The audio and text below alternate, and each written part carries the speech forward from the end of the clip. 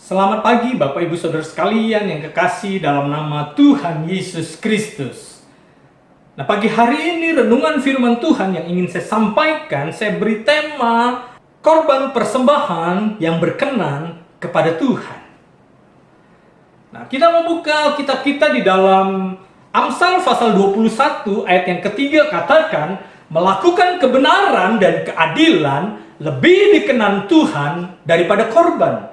Nah, kalau saya bacakan di dalam terjemahan firman Allah yang hidup dikatakan begini Bapak Ibu. Keadilan dan kejujuran lebih menyenangkan Allah daripada persembahan korban. Nah, Bapak Ibu Saudara sekalian, kalau kita lihat dari ayat ini, ya, ternyata Allah lebih berkenan kita melakukan kebenaran-kebenaran dan keadilan daripada korban yang kita berikan.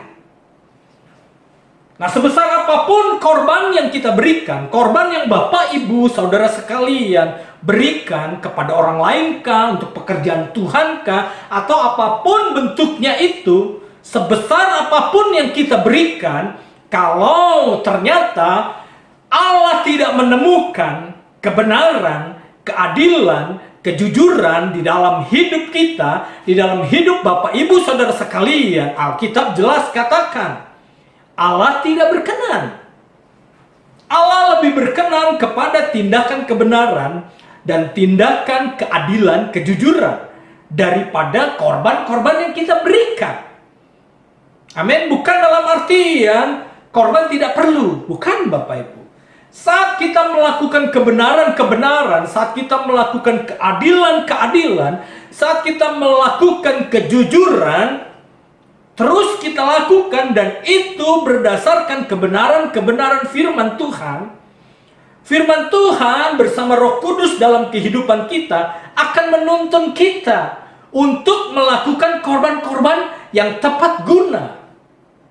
Kemana Bapak Ibu harus memberikan, kemana Bapak Ibu harus menyalurkan korban-korban yang patut Bapak Ibu salurkan. Kepada orangkah yang membutuhkan, kepada pekerjaan Tuhan, dan apapun itu bentuknya, kalau kita terus lakukan itu dalam dasar kebenaran dan keadilan, Allah berkenan. Nah, pagi hari ini kita akan belajar. Ada 4 kata kunci di dalam ayat ini Bapak Ibu, Amsal 21 ayat 3 itu. Yang pertama adalah ada kata korban, yang kedua kata melakukan, yang ketiga kata kebenaran, yang keempat kata keadilan. Kita mau lihat dulu Bapak Ibu, apa yang dimaksud oleh kata melakukan dalam perjanjian lama atau dalam ayat ini. Nah, kata melakukan dalam ayat ini dikatakan begini. Melakukan itu menggunakan kata asa. Yang artinya apa? Yang pertama dia menggunakan kata menampilkan dalam kelakuan. Yang kedua, berkomitmen untuk mempertahankannya. Yang kedua adalah kata korban. Kata korban itu dia menggunakan kata sebah, yang artinya pertama, tindakan memberi korban binatang. Tindakan memberi korban binatang itu yang pertama. Yang kedua, persembahan dalam bentuk apa saja. Yang ketiga adalah kata kebenaran. Nah, kata kebenaran dalam Amsal 21 ayat 3 ini, dia menggunakan kata sedekah, yang artinya tindakan benar, tindakan bersih, yang keluar dari cara berpikir yang objektif. Jadi melakukan kebenaran itu artinya apa? Menampilkan dalam kelakuan, dan kita tetap berusaha berkomitmen untuk mempertahankannya. Melakukan tindakan-tindakan benar, melakukan tindakan-tindakan bersih yang keluar dari cara berpikir yang objektif. Nah, ternyata Bapak Ibu, ya, kebenaran itu bukan hanya cukup untuk dibicarakan. Kebenaran bukan cuma sekedar untuk difikirkan. Tapi kalau kita lihat dari ayat ini berarti apa? Kebenaran itu harus ditampilkan keluar, dan kita tetap berusaha untuk berkomitmen mempertahankan tindakan benar, tindakan bersih yang keluar dari cara berpikir kita yang objektif tersebut. Amin. Nah, ini ternyata yang Alkitab inginkan. Kita selalu berkeadaan bertindak benar. Kita selalu berkeadaan bertindak bersih dari cara berpikir kita yang objektif. Nah, bagaimana kita bisa berpikir objektif? Itu yang menjadi permasalahannya, Bapak Ibu. Karena orang selalu bertindak berdasarkan cara berpikirnya. Makanya di dalam Roma pasal 12 ayat 2 dikatakan, berubahlah oleh pembaharuan budimu. Supaya apa? Supaya kita dapat mengerti kehendak Tuhan. Apa yang baik, apa yang berkenan kepada Tuhan, dan yang sempurna. Jadi, untuk kita bisa memiliki cara berpikir yang objektif, kita harus rubah dulu pengertian-pengertian kita. Pembaharuan akal budi kita dulu yang dibenarkan.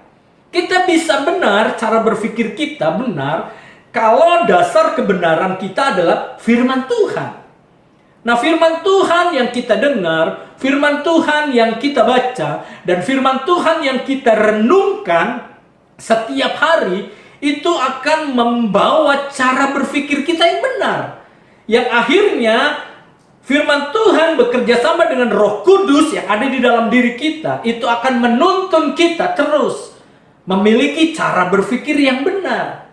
Dari cara berpikir yang benar sesuai dengan kebenaran firman Tuhan, itu akan terus menuntun kita kepada cara berpikir yang objektif. Dan kalau ini kita lakukan terus-menerus berulang-ulang, ini akan keluar, terpancar cara berpikir yang objektif itu secara natural, Bapak Ibu. Nah, sangat dibutuhkan cara berpikir yang objektif untuk menilai, untuk menimbang segala sesuatu. Kalau kita tidak mempunyai dasar kebenaran, kita sulit untuk bisa berpikir secara objektif. Kita nggak akan pernah bisa berpikir secara benar. Ujung-ujungnya kita akan selalu subjektif terhadap segala sesuatu.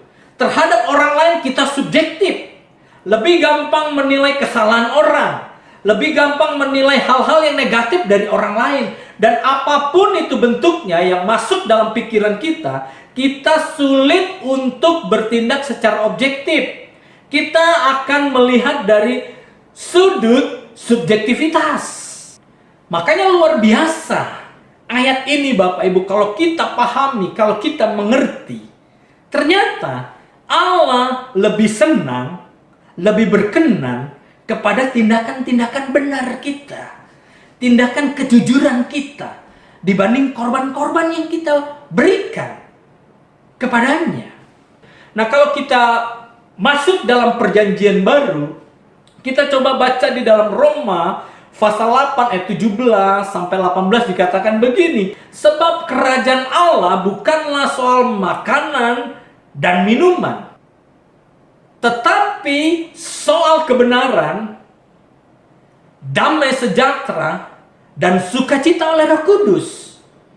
Karena barang siapa melayani Kristus dengan cara ini, berkenan kepada Allah dan dihormati oleh manusia.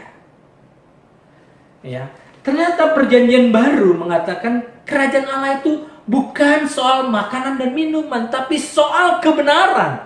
Yang saya mau titik beratkan sini adalah soal kebenaran, Bapak Ibu. Dan kalau kita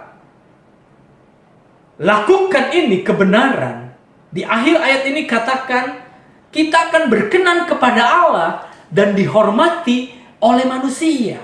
Nah, dan kalau kita lihat perjanjian baru, kata kebenaran dia menggunakan kata dikaio atau dikaiosonai, dikaiosun, yang artinya pertama adalah integritas. Nah, jelas sekali ya, ada hubungan perjanjian lama ke perjanjian baru bicara mengenai kebenaran, tindakan benar, tindakan bersih, dan objektivitas. Itu erat kaitannya dengan integritas. Nah, apa yang dimaksud dengan integritas? Secara sederhana, integritas itu adalah melakukan kebenaran dimanapun kita berada, di setiap tempat, dan di setiap waktu. Baik orang lain lihat ataupun tidak, kita tetap melakukan kebenaran itu. Itu integritas, Bapak Ibu.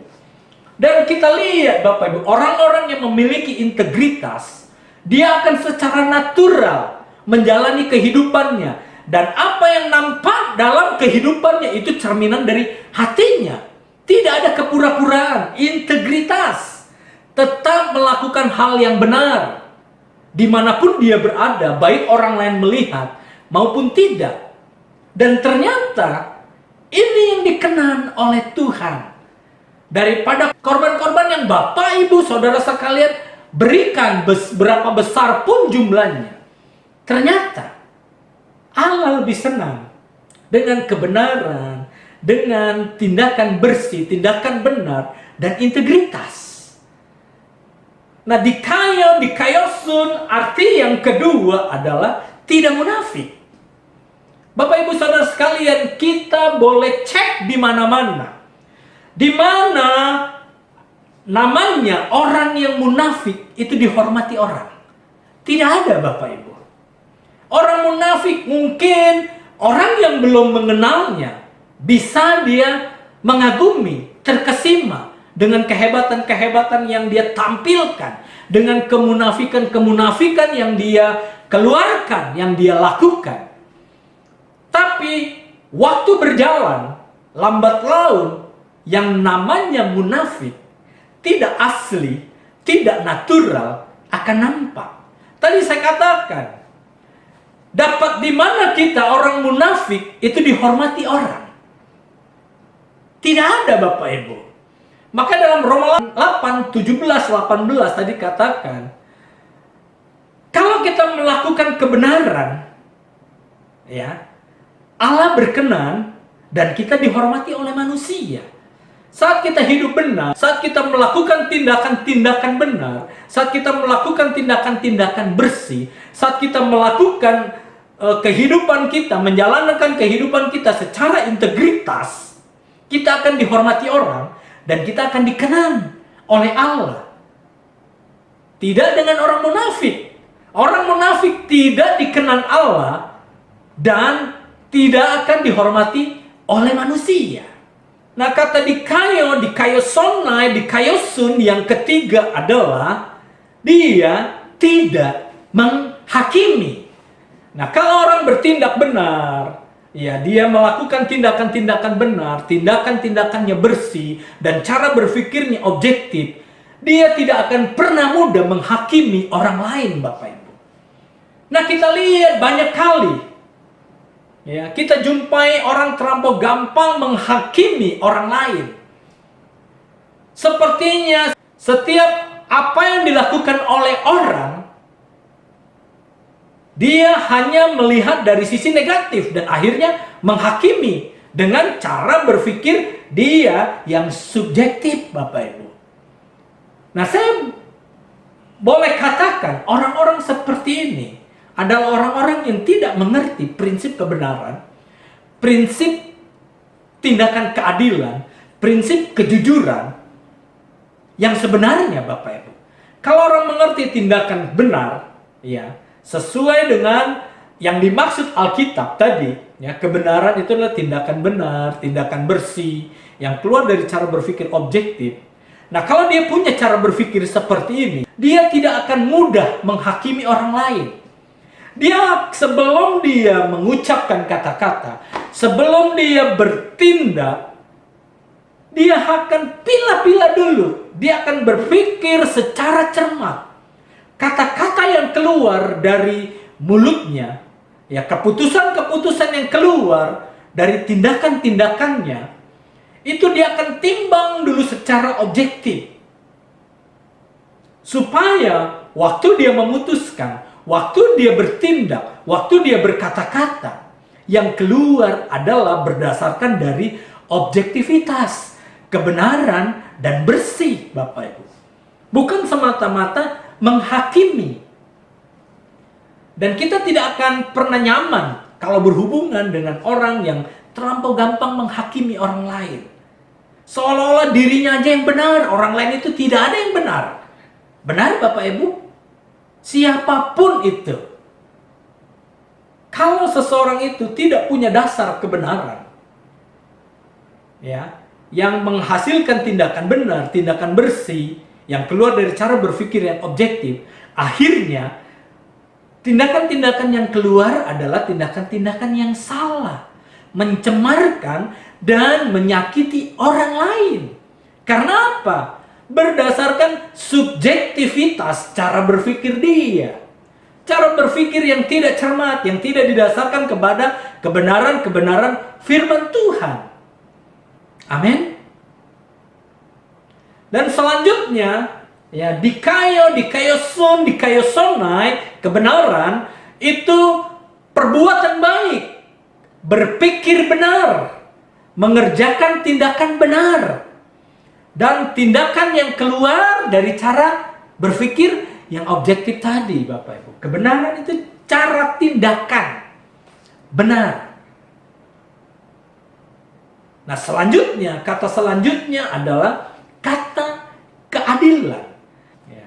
Tadi saya katakan, kata melakukan itu adalah menampilkan dalam kelakuan. Berkomitmen untuk mempertahankan. Berarti keadilan adalah menampilkan kelakuan yang adil dalam hidup orang tersebut dan berkomitmen untuk mempertahankan keadilan itu. Nah, kata keadilan dari ayat ini dia menggunakan kata mispat, yang artinya yang pertama adalah timbangan atau ukuran atau takaran yang bijak. Ini arti keadilan, Bapak Ibu. Jadi kalau Bapak Ibu mungkin bisa berkorban banyak, bisa berkorban dengan besar, meskipun itu untuk pekerjaan Tuhan. Tapi kalau dasar Bapak Ibu menimbang, mengukur, itu tidak bijak, takaran-takaran yang Bapak Ibu lakukan tidak bijak, ternyata dikatakan Allah tidak berkenan. Jadi dalam kita berhubungan dengan orang lain, kita harus mempunyai timbangan, dasar-dasar timbangan yang bijak, ukuran-ukuran yang bijak, takaran-takaran yang bijak. Dalam kita berdagang pun kita melakukan ukuran, takaran, timbangan yang bijak. Kalau kita suka mencuri-curi timbangan, Alkitab katakan Allah tidak berkenan. Amin. Itu kata mispat atau keadilan yang pertama. Yang kedua adalah penilaian yang bijak. Nah, penilaian ini berdasarkan itu tadi. Kalau dasar objektivitas, ya, dasar kebenaran kita benar berdasarkan kebenaran-kebenaran firman Tuhan, maka kita juga akan mempunyai penilaian, akan mengeluarkan hasil penilaian yang bijak. Dalam menilai segala sesuatu, dalam menilai orang lain, kita akan menggunakan penilaian dasar kebijakan. Makanya penting sekali tadi saya katakan Roma 12 ayat 2, Bapak Ibu. Kita harus berubah dulu akal budi kita, pengertian-pengertian kita. Karena tindakan yang keluar itu semua ditentukan dari cara berpikir dulu. Segala sesuatu itu ditentukan dari cara berpikir kita. Karena cara berpikir itu akan menghasilkan perkataan. Perkataan akan menghasilkan tindakan atau perbuatan. Nah, perbuatan yang diulang-ulang terus-menerus akan menghasilkan kebiasaan. Nah, kebiasaan itu akan menghasilkan karakter. Karakter menghasilkan masa depan. Nah, kalau cara berpikir kita sudah benar, makanya pemazmur katakan, betapa ku cintai Tauratmu Tuhan, aku merenungkannya sepanjang hari. Nah, kalau hari-hari yang kita pikirkan adalah kebenaran firman Tuhan, maka yang keluar dari cara berpikir kita adalah kebenaran firman. Perkataan yang keluar dari mulut kita adalah perkataan firman. Tindakan-tindakan yang keluar adalah tindakan firman. Dan kebiasaan-kebiasaan firman yang menghasilkan karakter firman. Karakter tadi dikatakan menghasilkan masa depan. Nah, kalau seseorang berdasarkan perenungan firman Tuhan yang benar dan Roh Kudus memimpin kehidupannya, dia buka hatinya dipimpin oleh kebenaran firman, dia akan memiliki cara berpikir yang objektif berdasarkan kebenaran firman. Nah, makanya keputusan-keputusan yang diambil pun akan berbuahkan kebijakan. Amin. Nah, inilah, firman Tuhan datang kepada kita pagi hari ini. Bahwa ternyata Allah lebih berkenan kepada tindakan yang benar. Tindakan bersih, tindakan adil, tindakan kejujuran dibanding korban-korban yang kita berikan. Makanya, kalau orang sudah mempunyai cara berpikir yang objektif, Roh Kudus akan menuntun di dalam hidupnya untuk berkorban yang tepat guna. Ke siapa korban itu harus disalurkan? Kemana korban itu harus diberikan? Roh Kudus akan menuntun, Bapak Ibu.